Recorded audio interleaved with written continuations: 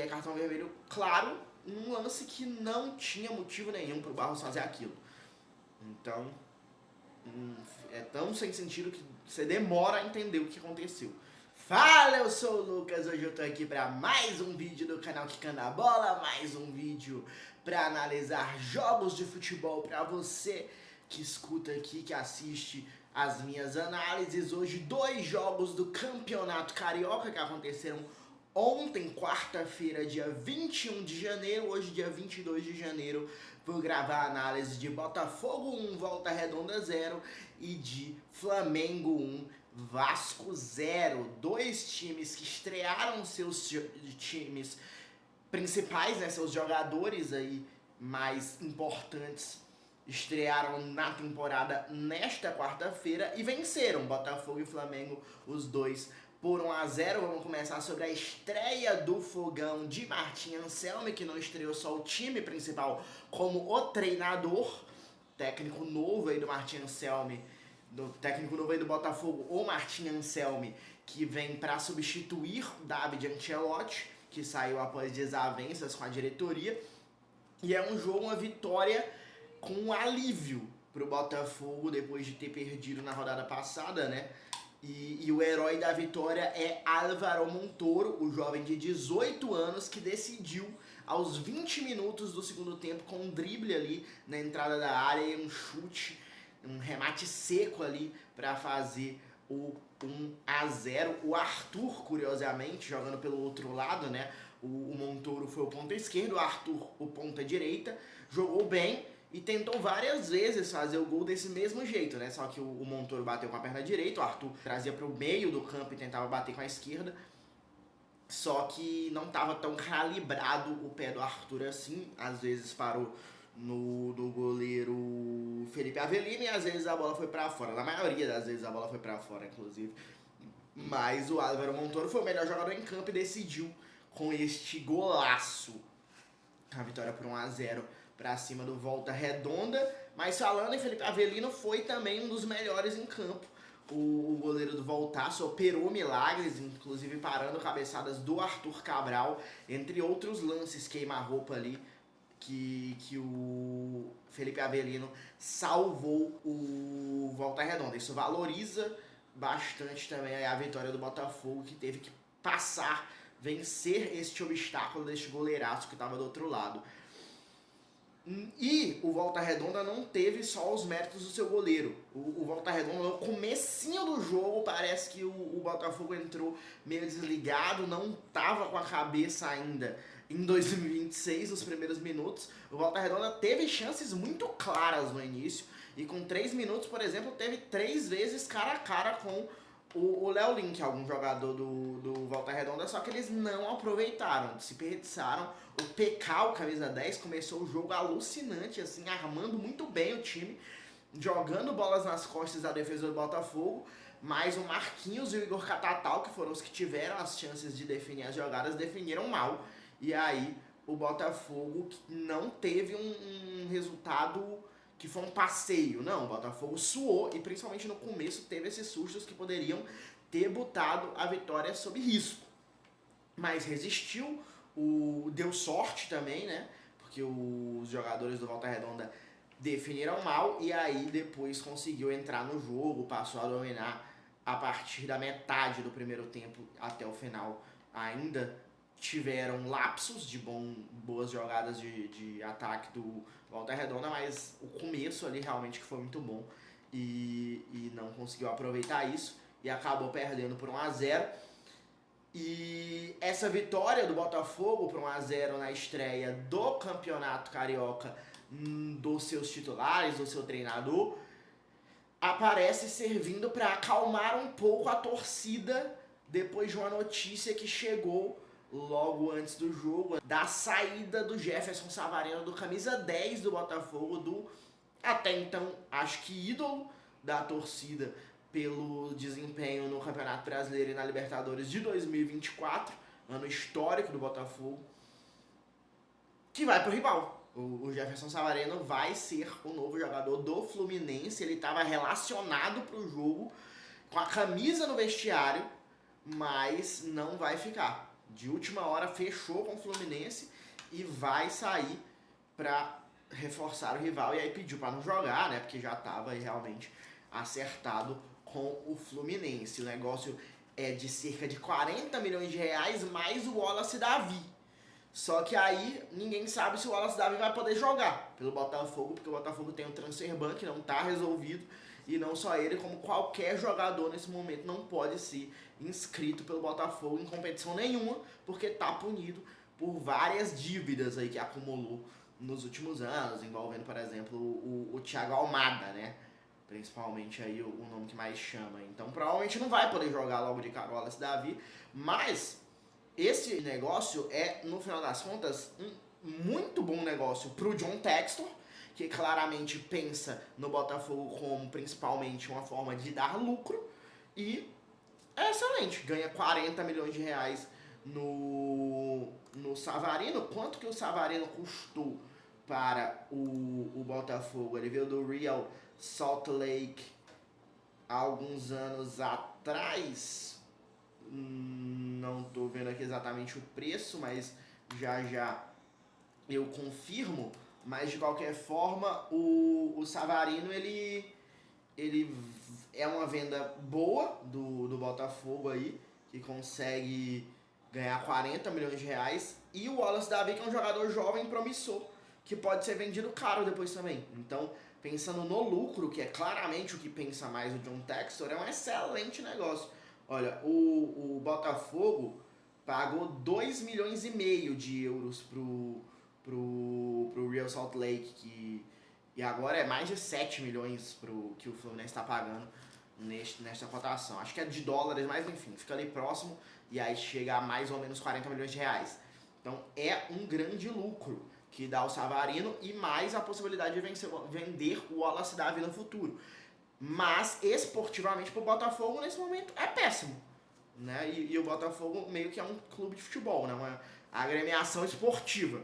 Então, pensando esportivamente, é péssimo, porque não deve, além de não ser o Savarino, o Wallace Davi hoje não é um jogador do nível do Savarino, ainda nem sabe se vai poder jogar. Então perde um dos seus principais jogadores do Botafogo e ganha esportivamente um jogador que provavelmente nesse momento, pelo menos, não vai poder nem entrar em campo. De qualquer forma, uma boa vitória, uma boa atuação assim do Botafogo. Não foi nada de espetacular, né? Não foi um passeio, não foi show, mas foi uma boa partida e um bom resultado que podem servir para acalmar minimamente por enquanto o torcedor do Botafogo depois dessas notícias aí fora de campo que não são nada animadoras. Passando então pro outro jogo, antes disso deixa seu like, se inscreve no canal e compartilha já para todos os seus amigos chegarem dando a opinião deles sobre esta vitória do Botafogo e sobre toda essa situação do Savarino aqui nos comentários. Vem com a gente, vem com Quicando a Bola, com os vídeos aqui de análise do futebol brasileiro e de vários jogos, de vários esportes aqui no Quicando a Bola. Bora de clássico dos milhões então, Flamengo 1, Vasco 0. Flamengo respira no campeonato, né? Sai da lanterna do grupo do Flamengo ali, o grupo A, que estava complicada a situação por causa que começou jogando com o time sub-20. Inclusive adiantou a volta dos seus jogadores principais para esse jogo com o Vasco, justamente porque os resultados vinham ruins e estava se colocando num buraco de talvez ter que lutar contra o rebaixamento no campeonato estadual. E o lance capital do jogo é a expulsão do Barros no começo do segundo tempo, aos 4 minutos. Mudou o jogo, o Vasco até ali competia, né? Apesar do domínio do jogo, das ações, a posse de bola ser do Flamengo, de no geral o Flamengo ter tido 32 finalizações contra apenas uma do Vasco, até ali o Vasco competia. Depois foi ataque contra a defesa total, não teve nenhuma chance praticamente o Vasco depois da expulsão. Até porque não só fica com a menos, como cai o nível demais do Cauã Barros pro Hugo Moura, né?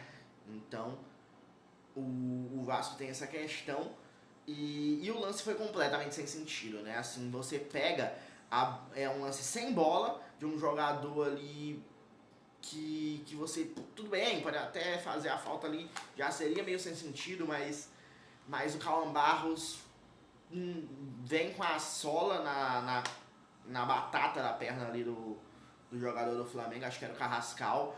E é tão sem sentido que na hora eu vejo o replay ali de longe, por que? Isso é expulsão, isso é cartão vermelho, não vi muito não. Só que aí, quando você vê na câmera mais fechada, você vê que realmente é a sola, o pé por cima, na batata da perna do Carrascal. E é cartão vermelho claro, num lance que não tinha motivo nenhum pro Barros fazer aquilo.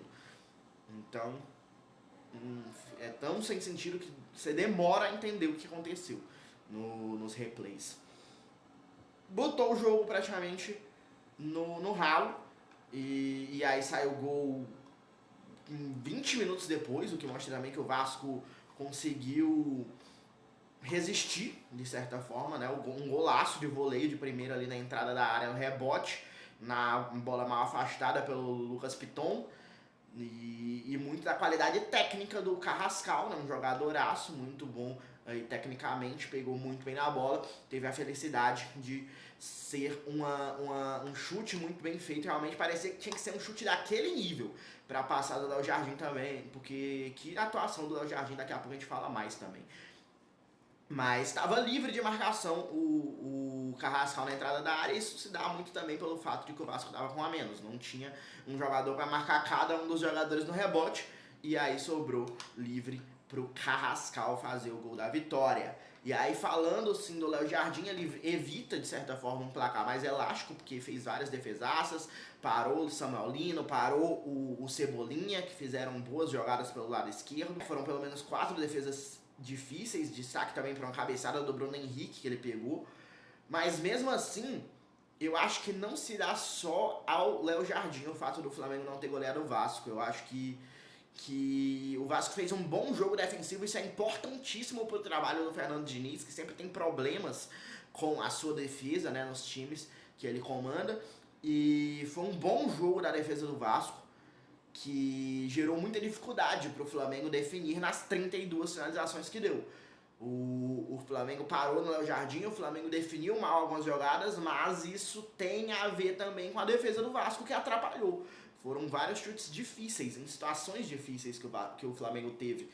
E muito porque o Robert Renan, por exemplo, que fez um bom jogo, tirava o espaço dos atacantes do Flamengo na hora de finalizar. O próprio Thiago Mendes fez um jogo errático na saída de bola, mas defensivamente foi bom. E o Cauã Barros, até o Cauã Barros também travou muitos chutes, foi muito bem até ali fazer besteira no começo do segundo tempo pra ser expulso. Então acho que foi um bom jogo defensivo do Vasco, que conseguiu segurar esse ímpeto do Flamengo. Dá bons sinais ali de ser ter uma boa cara esse time do Vasco para 2026, principalmente nesses jogos mais difíceis, de conseguir se segurar bem, se defender bem, ter possibilidades de escapar em contra-ataques com o Andrés Gomes, principalmente por um lado.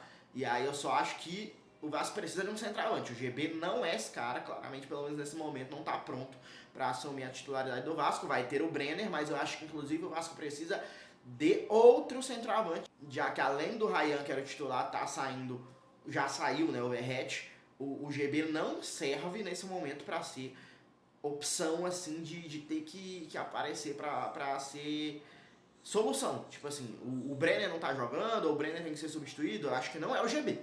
O GB tem que ser a terceira opção ali para ir se desenvolvendo durante esse ano de 2026 como um jovem jogador ali nas mãos de um bom técnico para desenvolver jovens, que é o Fernando Diniz. Mas não acho que seria bom pro Vasco ter o GB como seu nem primeira, nem sua segunda opção no comando de ataque, não. Fez um péssimo jogo no Vasco aí, até ser substituído justamente quando saiu o Cauã Barros, e aí o Diniz tira ele para botar o Hugo Moura. E aí, mas com o Brenner nesse ataque, acho que temos um time muito bom, muito forte pro Vasco em 2026 titular. Elenco aí já é mais complexo. Forte assim para competir com os mais fortes e para ter um ano mais tranquilo do que vem tendo nos últimos anos. Competir como franco atirador com os mais fortes. E aí com essa essa vitória, o Flamengo sai da lanterna do grupo, respira, o Vasco perde a invencibilidade em 2026, deve jogar com um time mais alternativo no final de semana contra o Boa Vista. Vou narrar esse jogo, inclusive, no Dimensão Esportiva, justamente porque depois vai estrear no Campeonato Brasileiro, né? E aí vai com mais calma para esse jogo contra o Boa Vista. Reclama um pouco da arbitragem do Bruno Arleu Vasco, mas acho que não tem muito motivo não, acho que a expulsão foi justa, acho que fez o que tinha que fazer ali no geral o Bruno Arleu, e o Flamengo venceu porque é melhor e porque teve ali o Carrascal para definir bem um lance ali com muita qualidade, um golaço do Jorge Carrascal, que pode ser aí um dos grandes pilares, ainda mais no time do Flamengo em 2026, já que ele chegou no meio da temporada do ano passado e já foi muito importante, e aí pode, com uma pré-temporada já mais integrada ao time, ser ainda melhor em 2026 o colombiano. Concorda com a minha análise do jogo, concorda com a minha análise do grande resultado do Botafogo, do grande resultado do Flamengo em questão de tabela de classificação, os dois times precisando reagir no Campeonato Carioca. Concorda com tudo que eu falei no vídeo? Fala aí nos comentários, discorda, fala também, bora debater sobre futebol aqui no Quicando a Bola. Se gostou do vídeo, dá o like, se inscreve no canal, compartilha para todos os seus amigos darem a opinião deles também. Se não gostou, dá o dislike, segue a gente nas redes sociais. Até a próxima, valeu, tchau!